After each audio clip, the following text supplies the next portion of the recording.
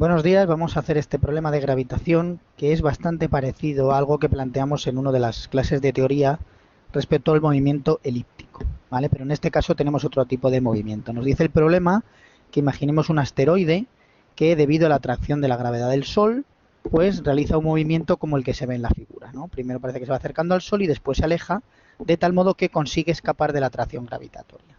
La pregunta que nos hace es, primero, en primer lugar, ¿qué tipo de órbita describe ese asteroide? En segundo lugar, nos dice, cuando va del punto A al punto B, explicar cómo cambian tanto la energía total como la energía cinética, la energía potencial y el momento angular. Y lo mismo cuando va del punto C al punto B. Por último, en el apartado D, nos pregunta qué dirección tiene el momento angular que tiene ese asteroide cuando realiza este movimiento. Bueno, como siempre os animo a que intente resolver el problema y ahora vamos a proceder a la solución. Bueno, primero, respecto al tipo de órbita, recordar que bajo la acción de la gravedad solo existían 4 órbitas posibles. La órbita elíptica y la órbita circular, que era en realidad un caso particular de la anterior, ocurrían elíptica, esto no lo he escrito bien, ¿no? Elíptica.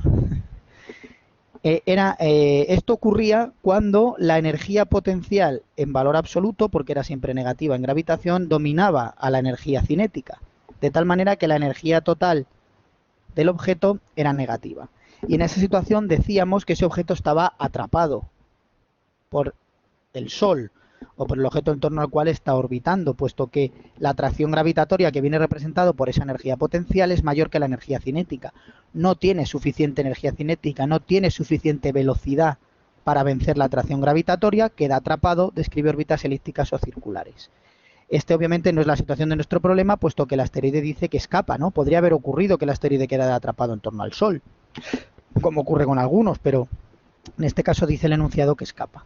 Así que las únicas órbitas posibles son alguna de las otras dos. Decíamos que las otras dos órbitas posibles eran la parabólica y la hiperbólica. La parabólica ocurría justamente cuando en valor absoluto la energía cinética y la energía potencial eran iguales, de tal manera que la energía total era cero. ¿Sí? En esa situación teníamos suficiente velocidad como para que mi energía cinética compensara la atracción gravitatoria, energía total cero, podía escapar siguiendo una órbita parabólica. En la órbita hiperbólica lo que ocurría es que mi energía cinética ya superaba a la energía potencial gravitatoria, que era negativa, de tal manera que tenía una energía positiva y conseguía escapar. En cualquiera de estas dos situaciones no está el objeto atrapado y por tanto puede escapar de la atracción del Sol. En nuestro caso, en el problema, no tenemos ningún dato más que dice que efectivamente escapa, no está atrapado. Luego tendríamos que decir, como respuesta al apartado A, que tendrá una órbita parabólica o hiperbólica. ¿De acuerdo? La solución sería explicar que es una de estas dos. Lo más probable es que fuera hiperbólica, porque este es un caso muy particular. Tener justo la velocidad para que tu energía cinética compense la gravitación. Bueno, eso es una cuestión muy particular. Normalmente eso ocurre en situaciones muy concretas. Lo normal, como ocurre con todos los asteroides que vienen a nuestro alrededor, es que tenga una órbita hiperbólica. Bueno, vamos ahora con el apartado. Voy a hacer el apartado D primero, ¿de acuerdo? Sobre la dirección del momento angular. Vamos a hacer el apartado D, no importaría mucho el orden, ¿sí? Fijaros, tenemos esta órbita. Y lo que quiero responder ahora, voy a responder antes el apartado B, es determinar qué dirección tiene ese vector momento angular, ¿vale? Si recordáis, el momento angular es el producto vectorial de R con P, o lo que es lo mismo, la masa, producto vectorial de R con V. Luego, para determinar la dirección del momento angular, lo que tengo que mirar es la dirección que tiene este producto vectorial. Esto es algo que hemos trabajado en la clase de teoría y que, por tanto, ahora debería causar menos problemas o debería haber sido relativamente sencillo la solución, ¿de acuerdo? Fijaros, vamos a pintar estos vectores. ¿Cómo es el vector R? El vector R, el vector de posición, como siempre, en gravitación, el origen de coordenadas, lo tomamos en la posición que ocupa el objeto más masivo. Entonces, puesto ahí el origen de coordenadas, el vector de posición es el vector que va hasta el punto. Bueno, no me ha quedado muy bien el vector, ¿no? Este sería el punto A, ¿vale? El punto B sería aquí, Este sería el vector de posición en el punto A. Este sería el vector de posición en el punto B. Y este serían los vectores de posición en las posiciones C y D, por poner esos 4 posiciones como ejemplo. ¿De acuerdo? Muy bien. ¿Y qué ocurre con el vector velocidad? Bueno, ¿qué dirección tiene el vector velocidad? Recordar que el vector velocidad es la derivada de la posición con respecto al tiempo. Como la derivada es la tangente, la velocidad tiene la dirección que siempre es tangente a la trayectoria. El vector velocidad o el vector diferencial de R son siempre tangentes a la trayectoria. Luego, si pinto el vector velocidad, por ejemplo en rojo, si yo me imagino la trayectoria como el objeto va en esta dirección, un vector tangente en este punto sería algo así. Un vector tangente en este punto más o menos sería algo así. Y en este punto sería algo así y en este punto algo así. Esto sería el vector velocidad en el punto A, el vector velocidad en el punto B, C y D. Hasta ahora solo me estoy preocupando de pintar las direcciones, ¿de acuerdo? No he pintado, digamos, los vectores más largos o más cortos, los vectores velocidad en función de cómo cambia la velocidad. Solo me estoy preocupando de la dirección. El módulo de la velocidad lo discuto un poquito después, ¿vale? Porque el módulo no me importa ahora para saber la dirección del vector momento angular, ¿de acuerdo? Entonces, bueno, de lo que se trata es de decidir en función de esto que estamos viendo, qué dirección tiene esto, el producto vectorial de R con V.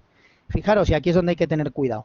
Si uno pensara en aplicar la regla de la mano derecha o la regla de los 3 dedos para ver la dirección del producto vectorial, hay que tener cuidado, porque si uno lo hace aquí directamente, uno puede pensar, si yo voy de R a V por el camino más corto o con los 3 dedos, uno puede pensar que va en esa dirección y entonces que el momento angular sale de ese plano del movimiento. Sin embargo, no es así. Como hemos discutido en la teoría, ojo, si yo quiero hacer el producto vectorial de dos vectores, los dos vectores tienen que tener el mismo origen, porque el producto vectorial es el área, el módulo es el área del paralelogramo que encierran los dos. Dos vectores que tienen el mismo origen cierran un paralelogramo, pero no tiene sentido hacer el producto vectorial de dos vectores que tienen origen diferente. ¿De acuerdo? Luego, entonces, cuando yo hago el producto vectorial de estos dos vectores, el vector R en realidad me lo tendría que llevar a este punto, ¿vale? No me cabe, pero iría ahí. El vector R me lo tendría que llevar a este punto. El vector R me lo tendría que llevar a este punto y el vector R me lo tengo que llevar a este punto. Y ahora sí, si yo hago el producto vectorial de R con V, fijaros, ahora con la regla de la mano derecha voy por este camino, o por este, o por este, por este. Y entonces el producto vectorial no sale, sino que realmente entra en el plano del movimiento. Fijaros que eso va de acuerdo al hecho de que el giro tiene lugar en esa dirección. Si ponéis el dedo pulgar entrando en la pizarra, entrando en el plano este, fijaros que vuestros dedos giran justamente en la dirección que se mueve el objeto y el dedo pulgar nos dice que el momento angular va hacia adentro, de acuerdo a lo que hemos hecho ahora. El error habitual es no llevarse el vector de posición a la posición que ocupa el objeto, sino hacerlo centrado en el sol, centrado en el origen de coordenadas. Ojo, para hacer el producto vectorial hay que llevarse los dos vectores al mismo punto. ¿A qué punto? El objeto que tiene momento angular es el asteroide. Luego me tengo que llevar los vectores a la posición que ocupa el asteroide. Y de esa manera vemos que el momento angular efectivamente va hacia adentro de la pizarra. Recordad que, como vimos en la clase de teoría, la fuerza gravitatoria es una fuerza central, ¿sí? Y por tanto, el momento angular se conservaba, ya adelanto algo que vamos a ver después, y el movimiento siempre tenía lugar en un plano. Es decir, este movimiento que vemos ahí siempre tiene lugar en el plano de la pizarra. El asteroide nunca va a entrar y salir de ese plano, siempre se va a mover en él y el momento angular siempre va a ser constante y hacia adentro. Bueno, vamos ahora con el apartado B, que me había saltado. ¿De acuerdo? En negro mejor. B. Que lo que me decía es ver y comparar las energías cinética, potencial, total y el momento angular cuando el objeto va desde el punto A hacia el punto B. ¿Sí? Bien, sobre el momento angular en realidad ya lo hemos respondido. Recordar la fuerza gravitatoria. Si yo pongo mi origen de coordenadas en la posición que ocupa el Sol, es una fuerza central. como hemos discutido ampliamente en los vídeos de teoría. Y por tanto, el momento angular se conserva. Se conserva tanto en módulo como en dirección, ¿de acuerdo? Es decir, que el momento angular entonces en el punto A y el punto B es el mismo. ¿Vale? ¿Qué ocurre con la energía? Fijaros, la fuerza gravitatoria, también hemos discutido ampliamente en los vídeos de la teoría, es una fuerza conservativa. Y como es la única fuerza que actúa sobre el asteroide en su movimiento, entonces la energía también se conserva. ¿De acuerdo? Si solo actúan fuerzas conservativas, por el teorema de conservación de la energía total se conserva. Luego, para ir de A a B, también la energía total se conserva. ¿Qué ocurre ahora con la energía cinética y la energía potencial? Bueno, una manera de resolver el problema para esa parte sería pensar, bueno, la energía potencial yo sé que viene dado por esta expresión, menos G, esta sería la masa del Sol, esta sería la masa del asteroide, dividido de R. ¿Donde quién es esta R? Esta R es la distancia desde el origen de coordenadas hasta el punto, ¿no? Sería la distancia, esta de aquí, o el módulo del vector de posición, si queréis pensarlo de esa manera, el módulo del vector de posición, ¿vale? Fijaros que, tal y como se ve claramente en el dibujo, RA es mayor que RB, ¿sí? Y por tanto, todo este numerito que hay aquí, delante del signo menos, cuanto mayor es R, fijaros que este numerito disminuye cuando aumenta R. Luego, para R sub A es un numerito más pequeño. Pero ojo, es un número negativo. Es un número negativo. Luego, ¿esto qué me quiere decir? Que realmente la energía potencial en el punto B es menor que la energía potencial en el punto A. ¿Sí? Ojo que como este signo es negativo hay que tener cuidado. Tener presente, por ejemplo, que menos 300 es más pequeño que menos 100. Luego, cuanto menor es ese numerito, en realidad el número es más grande. Cuanto menor es este numerito que aparece aquí, en realidad toda esta cantidad es más grande, está más cerca de cero. Luego, la energía potencial en el punto A es mayor que la energía potencial en el punto B. Podéis también pensarlo de la manera que la energía potencial que representa cuánto está atrapado el objeto. Fijaros que en el punto B está más cerca del Sol, en el punto B está más atrapado que en el punto A. ¿De acuerdo? Tiene una energía potencial, por tanto, más negativa, más pequeña que en el punto A. En el punto A está más cerca de escapar, que correspondía a energía igual a cero. Tiene una energía mayor. ¿Vale? Ojo que esto es relativamente sencillo, pero el signo menos este hay que tenerlo presente. Si uno de esta manera ha sido capaz de obtener que la energía potencial en el punto A es mayor, la energía cinética ya es sencillo, porque fijaros, como la energía total es suma de energía cinética más potencial, y hemos dicho que la energía total es constante, pues si en el punto A la energía potencial es mayor, la energía cinética tendrá que ser menor. Tendrá que cumplirse lo contrario.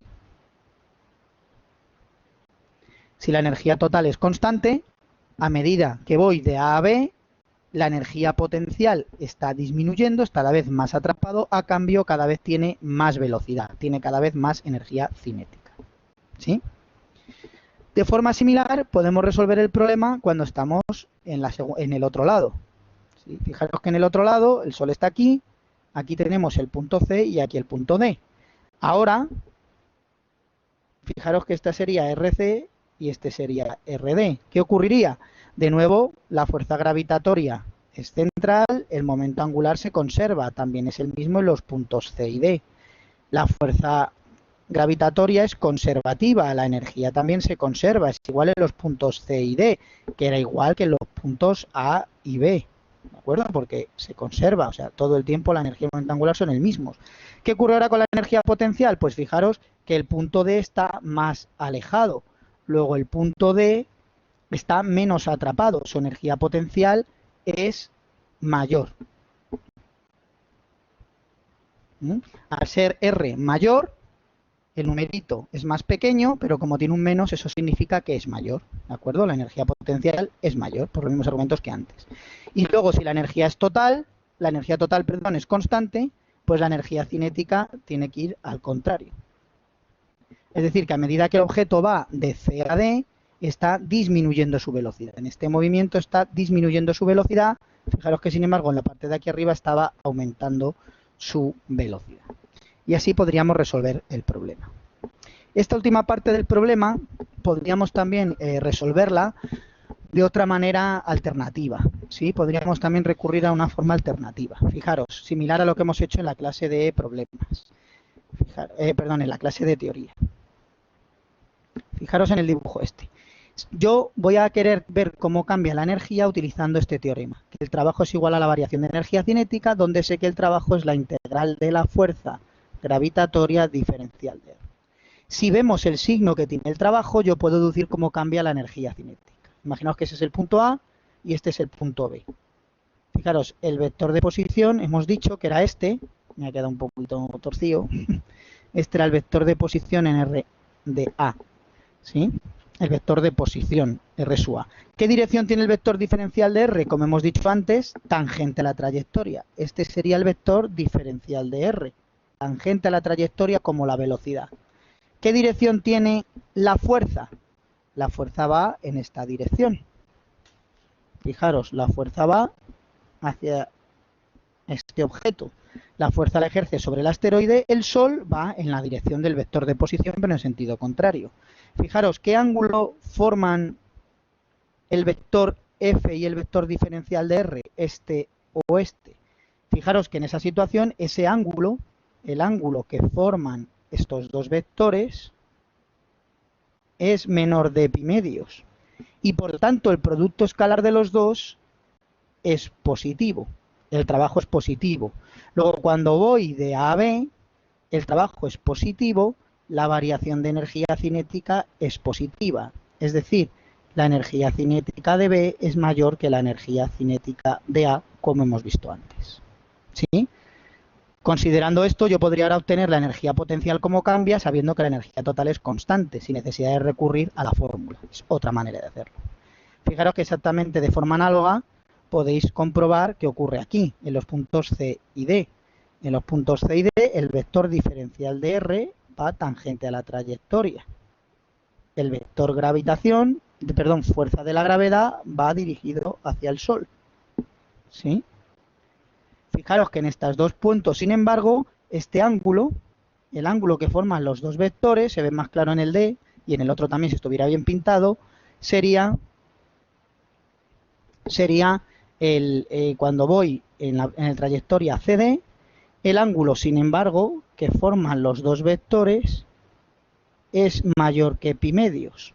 El trabajo entonces es positivo, el trabajo es negativo porque el coseno de ese ángulo sería negativo, la variación de energía cinética es negativa, la energía cinética en D es menor que la energía cinética en C, como también hemos obtenido antes. ¿Vale? Un argumento idéntico a este lo obtuvimos en clase de teoría aplicándolo en órbita elíptica. ¿De acuerdo? Viendo el ángulo que forma fuerza y desplazamiento, puedes entender el signo del trabajo. Y como el trabajo es igual a la variación de energía cinética, sabiendo el signo del trabajo, sabes cómo cambia la energía cinética. Sabiendo cómo cambia la energía cinética y sabiendo que la energía total es la suma de las dos y que es constante, podríamos ver cómo cambia la energía potencial. De una manera, digamos, por otro camino, en lugar de utilizar la fórmula como antes de menos gmm partido por R. Bueno, y hasta aquí este problema o esta cuestión relacionada con gravitación. Hasta pronto.